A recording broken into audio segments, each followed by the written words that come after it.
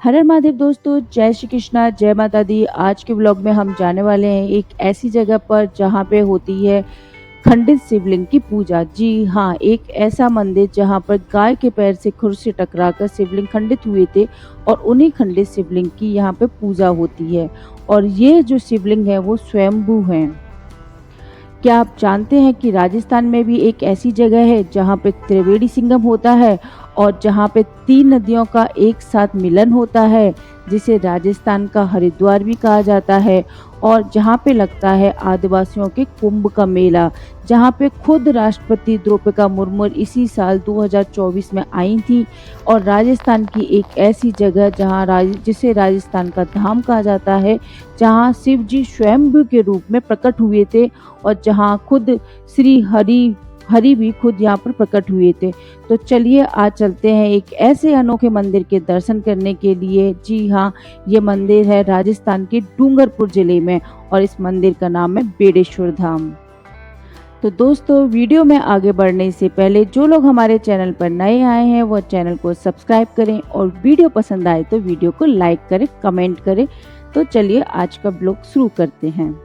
तो सबसे पहले मैं आपको बताऊंगी कि बेड़ेश्वर धाम डूंगरपुर जाने के लिए आपको कौन सा रास्ता लेना है।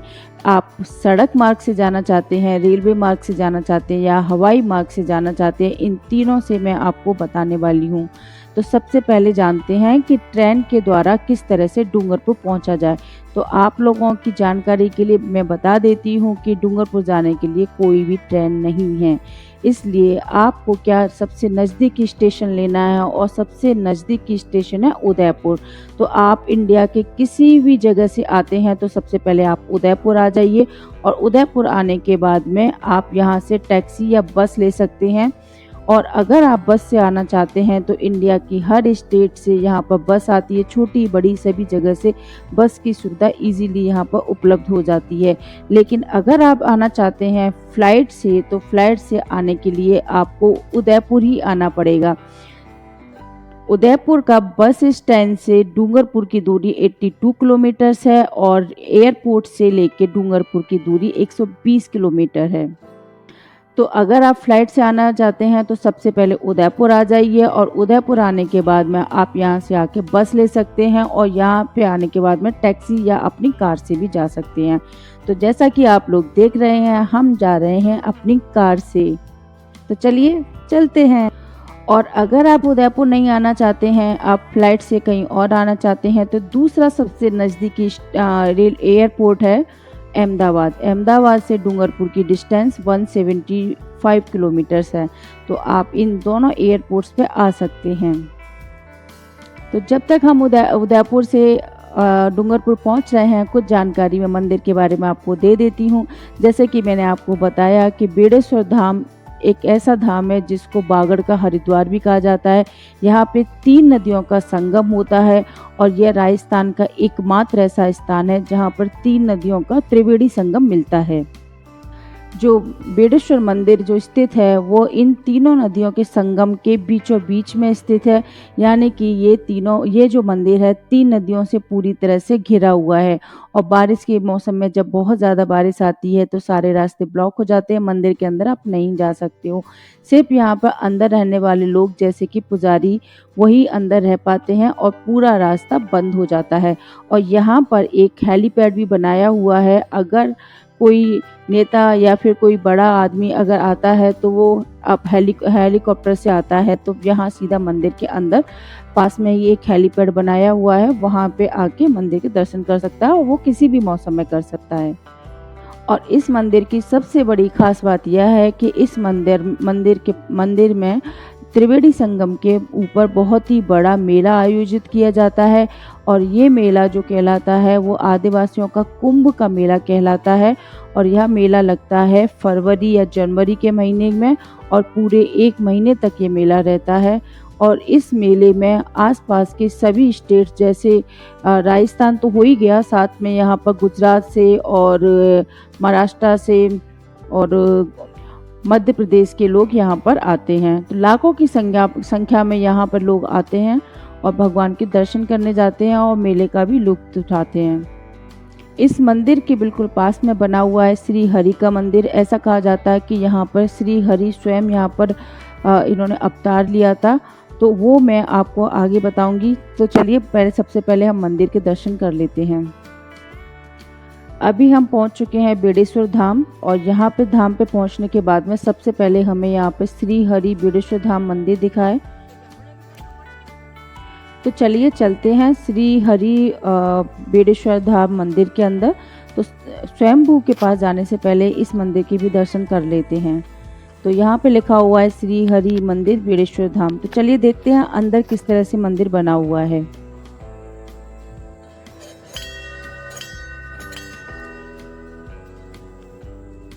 मंदिर बहुत ही ज़्यादा खूबसूरत बना हुआ है।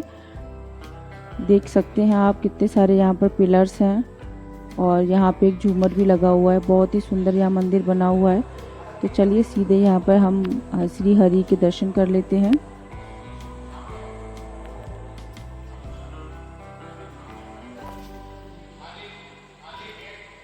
मंदिर के दर्शन करने के बाद में अब हम चल देते हैं बेड़ेश्वर धाम मंदिर पर।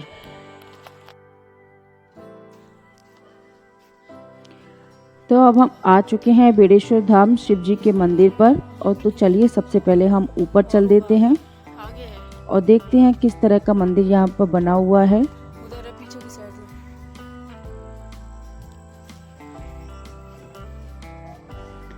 यहाँ बेड़ेश्वर धाम मेला भी लगता है, जो 300 साल पहले से यहाँ पे लगना शुरू हुआ था। और बेड़ेश्वर धाम मंदिर और संत मावली जी राजा महाराजाओं की कथा यहाँ पर प्रचलित है। त्रिवेणी संगम पे भगवान विष्णु का मंदिर है, जो हमने अभी थोड़ी देर पहले ही देखा था। भगवान विष्णु के अवतार संत मावली जी महाराज की यहाँ तपस्या की थी, और उसी के समय से यह मंदिर यहाँ पर स्थापित है। इस मंदिर में संत मावजी महाराज अपना अधिकांश समय बिताते थे और पूजा अर्चना करते थे। मावजी के 2 शिष्य थे। अज को बुलाकर श्री लक्ष्मी नारायण का मंदिर यहाँ पर बनवाया गया था। यह जो मंदिर है वह 3 नदियों के संगम पर स्थित है, जैसा कि मैंने आपको पहले बताया था। इन 3 नदियों का नाम है सोम, माही और झाखम नदी। और यहाँ पे भगवान शिव जी स्वयंभू के रूप में विराजित है, यानी जो स्वयं धरती के अंदर से प्रकट हुए थे। और यहाँ के मंदिर की बहुत ही ज़्यादा मान्यता है। और यहाँ जो मंदिर स्थित है वह 5 फीट ऊंची शिवलिंग के ऊपर बना हुआ है, यानी इनका जो भूमि से ऊंचाई है वो 5 फीट ऊपर है। तो चलिए मंदिर में चल के पुजारी जी से भी बात करते हैं और मंदिर में शिव जी के दर्शन भी देखते हैं। यहाँ पर कोई पुजारी मिल जाते हैं तो यहाँ का जो इतिहास है उनके मुँह से उनकी ज़बानी ही सीखेंगे, वही बता सकेंगे कि यहाँ ये मंदिर की क्या असली विशेषता है। 1 2 3 4 और 5 ये देख रहे हैं? ये पूरा पैर है, गाय का पैर है पूरा, देखो नहीं दिख रहे? 1 2 3 4 और 5, ये 5 भाग है। एक गाय का खून है टिकाया हुआ, और वही शिवलिंग कलाना करके गांव है, वहाँ की गायें यहाँ पे चरने के लिए आती थी। ये कम से कम 900-1000 साल पुरानी बात है। अच्छा। तो ये गाय यहाँ चरने के लिए आती थी। तो गाय यहाँ पे ये पत्थर था, उसके ऊपर रोज अभिषेक करती थी दूध का, और घर पे जाके दूध देती नहीं थी। मालिक ने विचार किया भाई अपनी गाय रोज दूध कौन निकाल लेता है, तो चोरी करके यहाँ पे झाड़ था बड़ा कंतीर करके आता है, कांटे वाला आता है, बड़ा था, उसके पीछे छुप के देखता रहा, और गाय रोज के हिसाब से अभिषेक कराई थी। जैसे गाय का नजर उस मालिक की नजर एक मिलने से गाय भड़क गई, भड़कने से उसका पैर पड़ गया वहाँ पे, तो ये खंडित हो गई, 5 भागों में 5 भागों में बढ़ गया। इसके बाद में डूंगरपुर महाराज साहब थे, उनको सपने में गए थे कि भाई तू मेरा यहाँ मंदिर बना। और इसको बेण का मतलब संस्कृत में क्या बोलते हैं, इसका मतलब जंगल होता है, बेण बेण कहते हैं, इसका मतलब जंगल होता है, इसलिए बेड़ेश्वर नाम रख दिया। और यूँ करके फिर इन्होंने महाराज डूंगर साहब ने यहाँ पे मंदिर बनाया। वहाँ से हमारे एक परिवार लाए थे, हमारे भी आज 11वीं पीढ़ी चल रही है, पूछते पूछते। अच्छा, आप उस टाइम से आपकी पीढ़ी? हमारी 11वीं पीढ़ी चल रही है। अच्छा।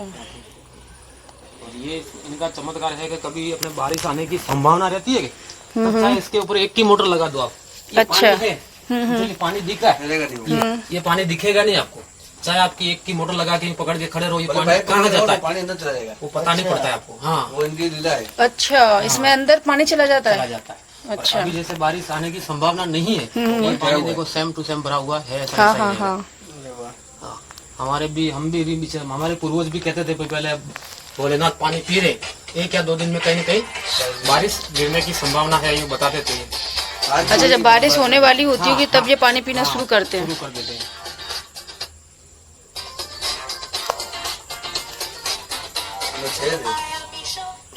इसके अंदर थोड़ा सा मेरा हाथ लगाया था ना, सालिग्राम जैसा पत्थर भी था, गोल है ना, है। जैसे गाय होती है, हाँ हाँ उसका खुर के अंदर एक नीचे से वो होता है, हाँ हाँ। वो ये है नीरन, ये अच्छा, ये है इसके अंदर सालिग्राम जैसा है। तो ये कहाँ रहता है? ये जो है देखो, ये अंदर निकला हुआ है जमीन में से, और ये बिठाया हुआ है। ये फिर यहाँ से ज्वाइनिंग दी है उसको, ये बिठाया हुआ है, ये अंदर बिठाया हुआ है इसको। तो ये शिवलिंग गोलाकार नहीं है ये? नहीं, ये ये स्वयंभू इसलिए खंडित पूजा हो रही है इसकी। अच्छा, खंडित पूजा हो रही है। नहीं तो नहीं होती, क्योंकि स्वयंभू इसलिए हो रही है पूजा इसकी। अच्छा, हाँ, और यहाँ पे हमारे जो यहाँ पे 50-60 किलोमीटर की रेंज के जो भी लोग हैं, किसी के शादी होने के बाद 10 साल 20 साल हो जाते, बच्चा नहीं होता है, या मन्नत लेके भी जाते, वो भी पूरी होती है। साल भर में कम से कम 50-60 मन्नतें यहाँ छोड़ने के लिए आते हैं। अच्छा। हाँ, तो मन्नत के लिए क्या करना पड़ता है? बस ऐसे एक नारियल लाते हैं, आखा नारियल, पुष्प लाते हैं, मम्मी अभी भी आते हैं, हम बैठा के फिर उनको पुष्प देते हैं। कोई भी प्रकार की बाजा लेके जाते हैं तो यहाँ होता है, कोई सरकारी नौकरी वाले भी बाजा ले जाते हैं। हाँ भाई, जो मैं ये चढ़ाऊंगा ये करके बाजा लेके जाते, बहुत से सरकारी नौकरी वाले भी बाजा लेके जाते हैं। अच्छा, मतलब इनकी मान्यता बहुत है। बहुत है। तो यहाँ पर जो बेड़ेश्वर धाम का मंदिर मेला भी तो लगता है ना? हाँ, माघ शुक्ल पूनम को मेला लगता है यहाँ पे, साल में एक बार। कौन से महीने में लगता है?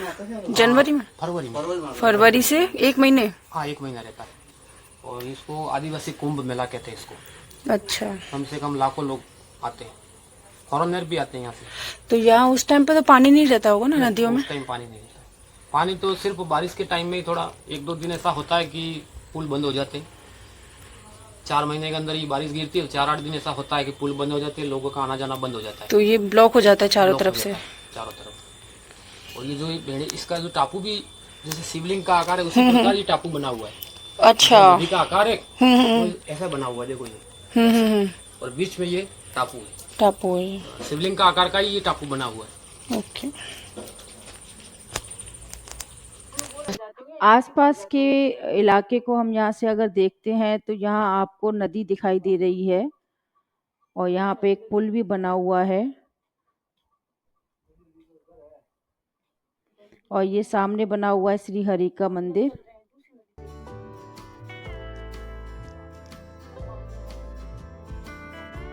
तो चलिए चलते हैं ऊपर, छत पे से जाके देखेंगे यहाँ आसपास किस तरह से दिखाई देता है।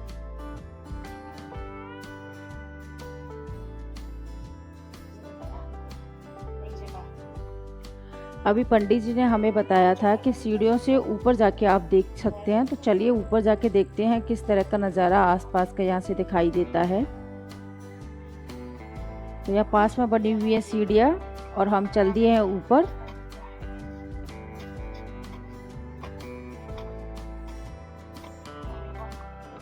अरे वाह, छत पे आने के बाद में बहुत ही ज़्यादा अद्भुत नज़ारा आपको देखने को मिलेगा। यहाँ आसपास की जो नदियाँ हैं वो बहुत ही आसानी से दिखाई देंगी।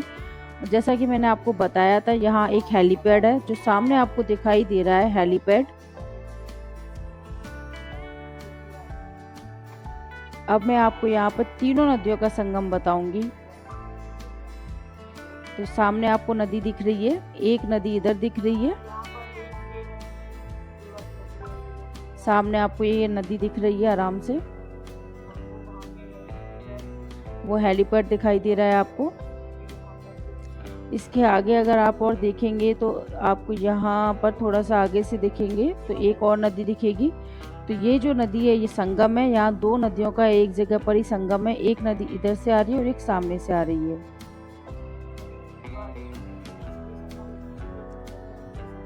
अभी बारिश का मौसम नहीं है, इसलिए संगम बहुत ही ज़्यादा क्लियर नहीं दिखाई दे रहा है, लेकिन ये आपको दोनों नदी में आपको यहाँ पर दिखा रही हूँ। ये संगम का स्थान है। आमने और सामने से 2 नदियाँ आ रही हैं और आसपास यहाँ काफ़ी मंदिर बने हुए हैं। और ये आप टापू को देख सकते हैं कि चारों तरफ से नदियों से घिरा हुआ है। और जैसा कि मैंने आपको बताया था कि मंदिर का निर्माण कार्य चल रहा है, इसलिए अभी ये मंदिर अधूरा पड़ा हुआ है। और ये छोटा सा यहाँ पर आपको यहाँ दिखाई दे रहा है, इसके अंदर आपको मंदिर दिख जाएगा। वो सामने आपको श्री हरि का मंदिर दिखाई दे रहा है और उसके सामने आपको दिखाई दे रही है नदी। तो यहाँ ऊपर से देखने पे बहुत ही अच्छा मौसम हमें दिखाई दिया। तो अब चलते हैं वापस। तो यहाँ पे हम आ चुके हैं मंदिर पे दर्शन करने के लिए। तो आप देख सकते हैं भगवान शिवलिंग का खंडित ये शिवलिंग है, जहाँ पर ये पंचमुखी शिवलिंग के नाम से भी जाने जाते हैं, क्योंकि ये इस तरह से खंडित हुए हैं कि इनके 5 मुख हैं। और इस शिवलिंग के अंदर पानी हमेशा भरा रहता है और यह शिवलिंग जो है वो ऊपर से बनाया हुआ है और नीचे ये 5 फीट और भी ज़्यादा नीचे तक है। इस मंदिर में आने के लिए आपको किसी भी तरह का प्रवेश शुल्क नहीं देना पड़ता है और मंदिर का खुलने का समय होता है 8 बजे और यहाँ पे आप आराम से 1 से 2 घंटे व्यतीत करके यहाँ जाएं और आप आसपास की नदियों का नज़ारा भी लें। इस मंदिर में आने के लिए सबसे अच्छा समय रहता है अक्टूबर से लेकर फरवरी, क्योंकि इस टाइम पे मौसम थोड़ा सा ठीक रहता है, इसलिए यह मौसम सबसे अच्छा रहता है। बारिश के मौसम में अक्सर यहाँ का जो रूट है वो बंद हो जाता है, इसकी वजह से मंदिर में अंदर दर्शन करना मुश्किल होता है। जब तेज़ बारिश होती है तब ऐसा होता है, हमेशा नहीं रहता है। अब हम जानते हैं वह यहाँ। तो चलिए, मंदिर के दर्शन हो गए हैं, हमने मंदिर के बारे में आपको सारी जानकारी भी दे दी है। अब हम वापस उदयपुर की तरफ निकल देते हैं। और अगर आप पहली बार डूंगरपुर आए हैं तो डूंगरपुर में कौन कौन सी जगह घूमने की है जहां आप जा सकते हैं वो मैं आपको बता देती हूँ। तो यहाँ सबसे पहले तो बारिश बहुत ही ज़्यादा होती है। जैसा कि माना जाता है कि राजस्थान के अंदर बारिश नहीं होती है, आपका ये भ्रम है। कुछ डिस्ट्रिक्ट ऐसी हैं जहाँ भरपूर बारिश होती है, उनमें से एक है डूंगरपुर। तो डूंगरपुर में हरियाली बहुत ही ज़्यादा रहती है। डूंगरपुर अगर आप आए हैं तो यहाँ पे आप गैब सागर झील घूमने जा सकते हैं, बादल महल घूमने जा सकते हैं, उदय विलास पैलेस घूमने जा सकते हैं, भुवनेश्वर मंदिर घूमने जा सकते हैं, साथ में आप जा सकते हैं जूना महल घूमने के लिए। और यहाँ पे बहुत ही सुंदर एक देव सोमनाथ जी का मंदिर है जो पूरी एक रात के अंदर बनाया गया था, यानी कि यह मंदिर एक रात के अंदर बना दिया गया था। तो इस मंदिर का भी यहाँ पर आप दर्शन कर सकते हैं। साथ में यहाँ पर एक विजय राजेश्वरी मंदिर भी है, विजय राजेश्वरी मंदिर है, वहाँ पे भी आप घूमने के लिए जा सकते हैं। और एक और जगह है, एक और जगह है जिसका नाम है गुड़ मांडप जगह है, वहाँ पे भी आप घूमने के लिए जा सकते हैं। और आप जा सकते हैं, एक और जगह है नागफड़जी, वहाँ पे आप जा सकते हैं। तो ये कुछ जगह हैं डूंगरपुर की, बहुत ही प्रसिद्ध जगह है। इन जगहों पे आप घूमने के लिए जा सकते हैं। तो आपको इस ब्लॉग से रिलेटेड जानकारी कैसी लगी वो हमें कमेंट सेक्शन पे ज़रूर बताएं। और जैसा कि हम बार बार आपको कहते हैं, जो लोग हमारे चैनल पर नए हैं वो चैनल को सब्सक्राइब करें और हम इसी तरह के जानकारी वाली वीडियो लेके आते रहते हैं। तो इसलिए आप अपने नोटिफिकेशन बटन को ऑन कर लें, जब भी हमारा नया वीडियो अपलोड होगा आपके पास में नोटिफिकेशन आ जाएगा और आप आराम से हमारा अपडेटेड वीडियो भी देख सकते हैं। तो आज का वीडियो आपको कैसा लगा कमेंट्स में ज़रूर बताएं और चैनल को लाइक ज़रूर करें। हर हर महादेव दोस्तों, जय श्री कृष्णा, जय माता दी, बाय बाय।